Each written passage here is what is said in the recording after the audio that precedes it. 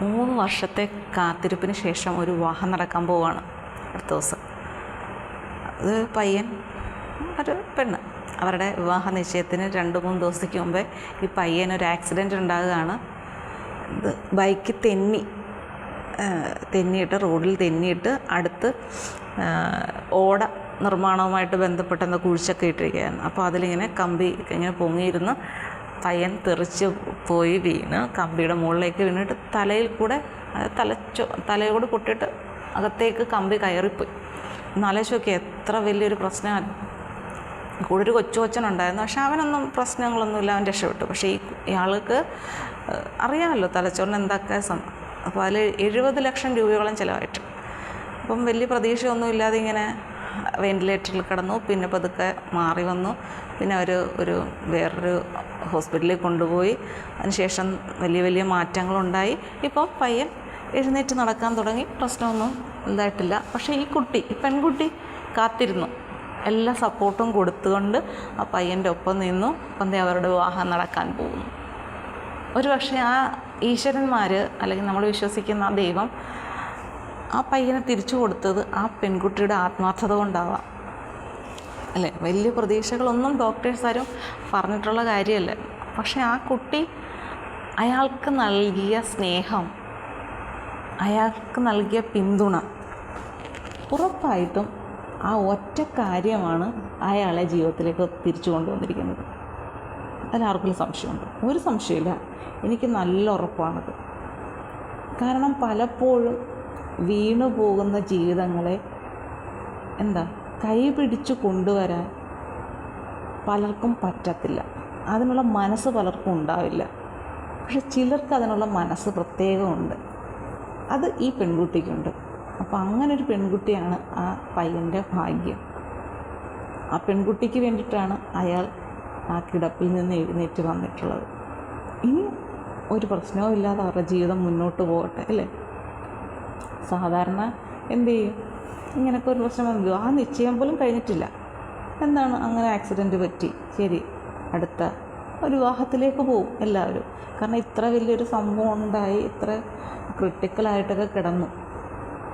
അപ്പം എല്ലാവരും സ്വാഭാവികമായിട്ടും മകളുടെ ഭാവിയെക്കുറിച്ചൊക്കെ ചിന്തിക്കും. ഇവർ തമ്മിൽ പ്രണയത്തിലായിരുന്നോ എന്നൊന്നും എനിക്കറിയില്ല.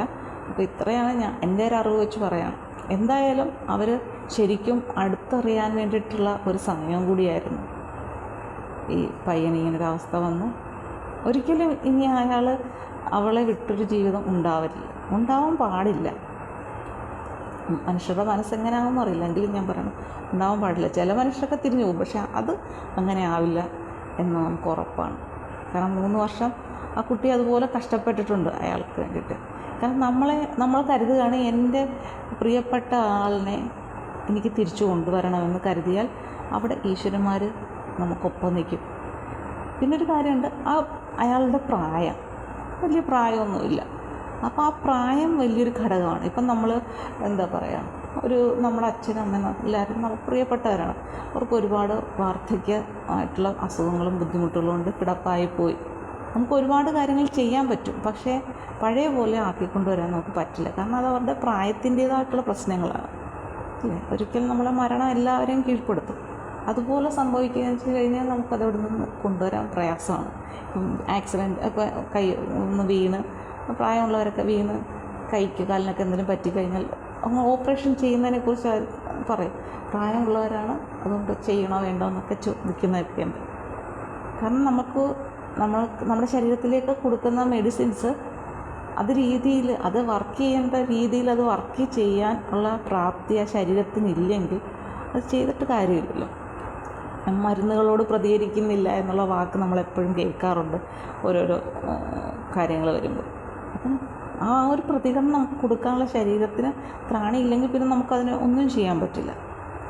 ഇവിടെ ആ പയ്യൻ്റെ പ്രായം കുറവാണ്. പിന്നെ കുട്ടിയുടെ ആ ഒരു സ്നേഹതര അവളെപ്പോഴും പറയുന്നുണ്ടായിരിക്കും, നിൻ്റെ വരവിനായി ഞാൻ കാത്തിരിക്കുകയാണ് അല്ലേ. നമ്മൾ ഒരുപാട് ധൈര്യം കൊടുത്തിട്ടുണ്ടാവും പെൺകുട്ടി അയാൾക്ക്. അതുകൊണ്ടാണ് അയാളുടെ മനസ്സിന് കൊടുത്ത തൻ്റെടോ ആ ധൈര്യവും കൂടെ ചേർന്നിട്ടാണ് ഇന്ന് അയാൾ എഴുന്നേറ്റ് നിൽക്കുന്ന അവസ്ഥയിലേക്ക് എത്തിയത് അല്ലേ. കാരണം അത്ര വലിയൊന്നും ആലോചിച്ച് നോക്കിയത് നമ്മുടെ തലച്ചോറ് തുളച്ചുകൊണ്ടൊരു കമ്പി പോവുക എന്ന് പറയുമ്പോൾ എന്തോരം ഡാമേജ് തലച്ചോറിന് വരുത്തിയിട്ടുണ്ട്.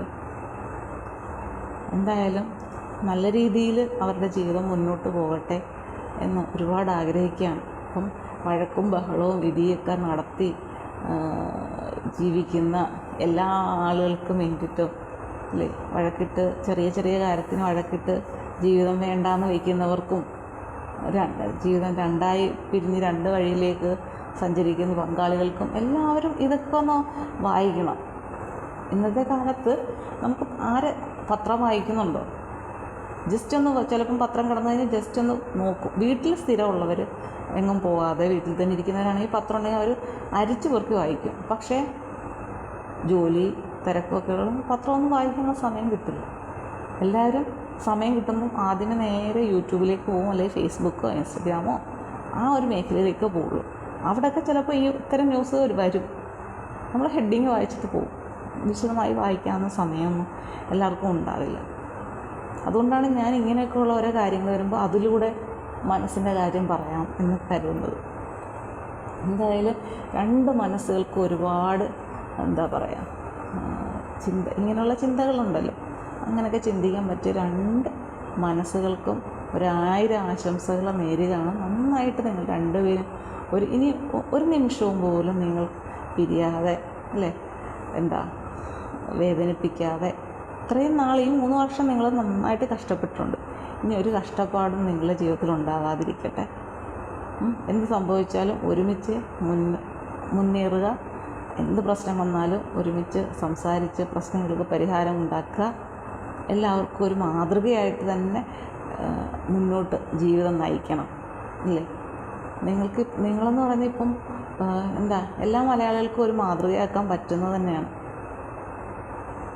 നമ്മൾ അത് എപ്പോഴും ഓർക്കുക. വിവാഹത്തിന് മുമ്പുള്ള കാര്യമാണ്. വിവാഹം കഴിഞ്ഞിട്ടാണെങ്കിലും ഭർത്താവിനെ നോക്കേണ്ടത് ഭാര്യയുടെ ഉത്തരവാദിത്തമാണ്, ഭാര്യയെ നോക്കേണ്ടത് ഭർത്താവിൻ്റെ ഉത്തരവാദിത്തം. അത് പറയാം. ചിലർ നോക്കത്തൊന്നുമില്ല. പക്ഷേ ഇവിടെ നിങ്ങൾ രണ്ടുപേരും കൂടെ ചേർന്ന് നൽകുന്ന ആ ഒരു സന്ദേശം അത് എല്ലാവരും അംഗീകരിക്കണമെങ്കിൽ നിങ്ങളുടെ ജീവിതവും അതുപോലെ നന്നായിട്ട് പോകണം അല്ലേ.